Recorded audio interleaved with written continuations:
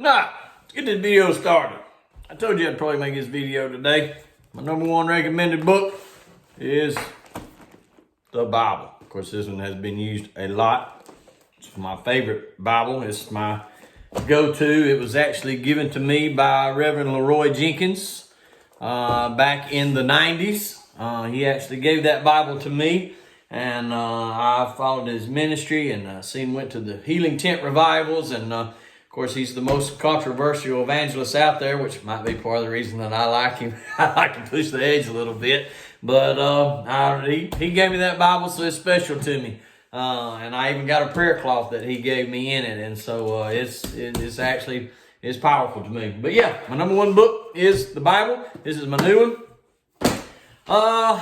With saying that, anytime I recommend reading the Bible, the number one kickback I get is I don't understand it. I get it. I understand. It is a hard book to read. It is very, especially if it's the King James, which I highly recommend. I'm a King James nut. I have different versions, as you can see. The one I just held up from Leroy is the King James. This is the New King James. I have New Living Standard around here somewhere. Amplified.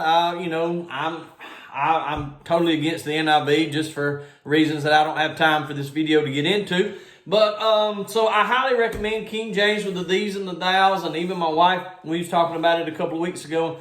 She said, I was telling her and I was explaining to her why I'm such a King James nut.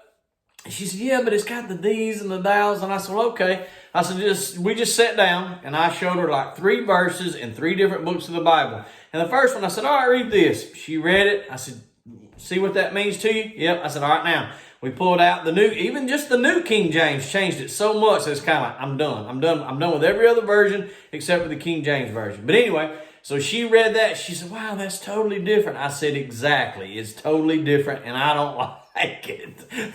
If it takes the other versions to get you to read it, hey, do what you got to do to get through it. But for study and revelation and knowledge, I highly recommend the King James. But all right, now back to the testimony, and hopefully this phone cooperates because I've been struggling with storage. So if it cuts off, I'll obviously just redo the video. But anyway, here we go.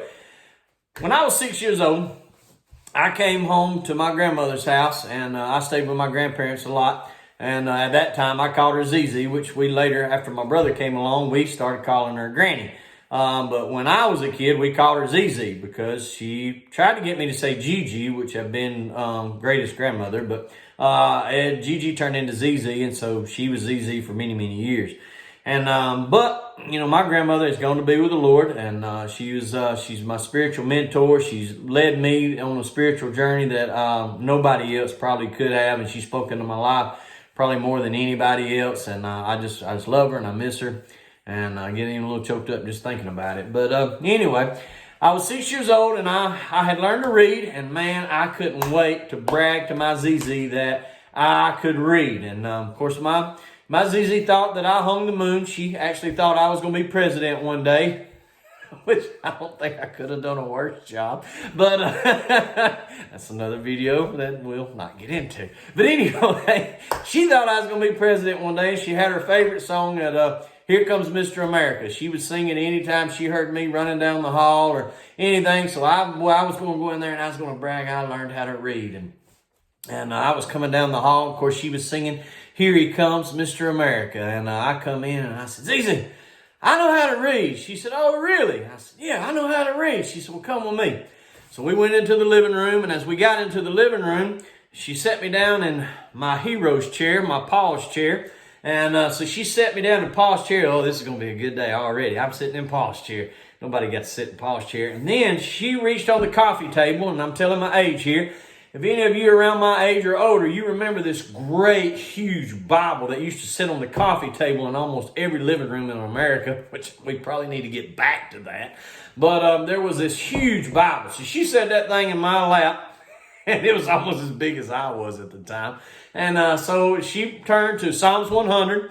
And she said, here, I want you to read. And of course, she was cooking breakfast as she normally did in the morning times.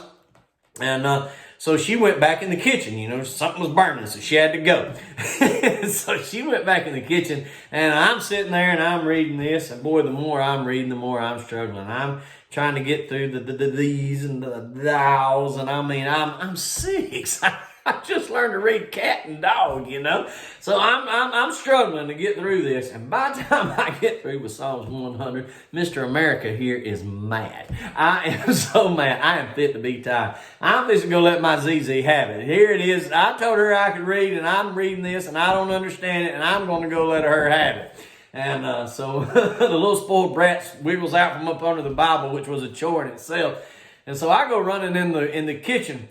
And I mean, my eyebrows are down like they do. I mean, I got my mad face on. And I said, ZZ!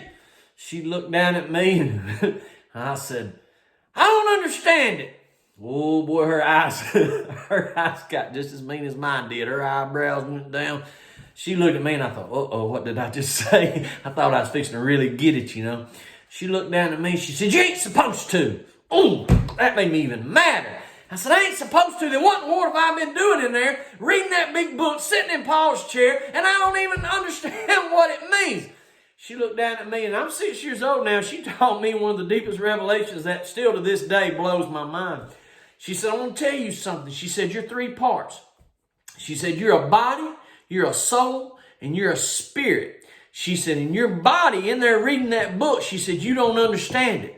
She said, but the spirit man on the inside of you understood every word that you read. She said, and what happens is you keep reading that book till your spirit man overtakes your fleshly man and you begin to understand. So you keep reading. She said, just because you don't understand it, that don't mean that you stop reading. You keep reading. She said, and eventually your spirit man will overtake your fleshly man and you'll have an understanding of the Bible that nobody else will have. And it was like, whoa. Mind blown. Of course, 6 years old, I didn't kind of understand everything that she said, but the main point that I got out of that was that even if I don't understand it, keep reading it. You know, the Bible is a living thing. It's a living, it lives. You know, in John 1:1 says, in the beginning the Word was with God and the Word was God, which is one of my favorite scriptures because this Bible can speak to you at so many different levels, at so many different times in your life.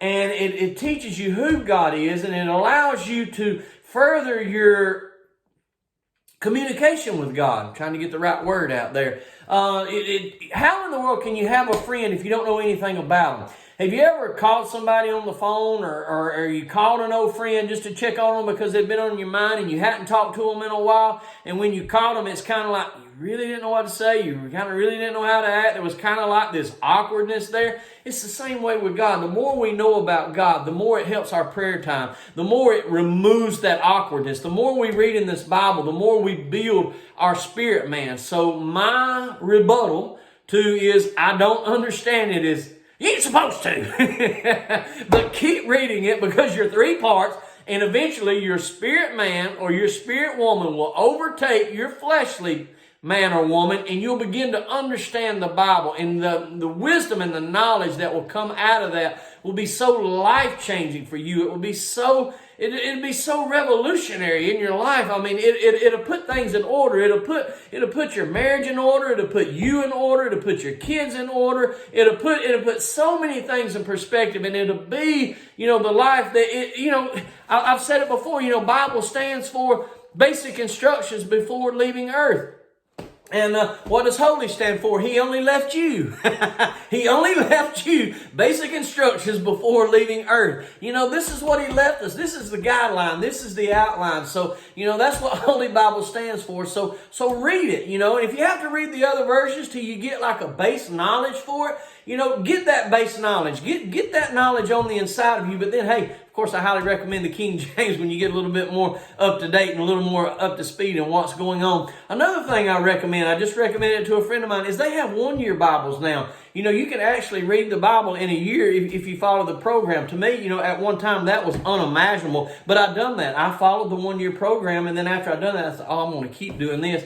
But hey, one thing else that I do, I recommend 2 to 5 chapters a day. It takes about 10 to 15 minutes. God is worth 10 or 15 minutes. Even if you don't understand it, Keep reading, keep moving forward. You know, read the Psalms, read the New Testament. Read Genesis is, of course, one of my favorite books, but read Genesis. I kind of avoid Leviticus and Deuteronomy to begin with, but get to the Psalms and the Proverbs and read the New Testament. Read everything that's in red. Go back and read Genesis. Even if you have to jump around a little bit to keep it going, I highly recommend that. Hey, it's the #1 book. He only left you basic instructions before leaving earth.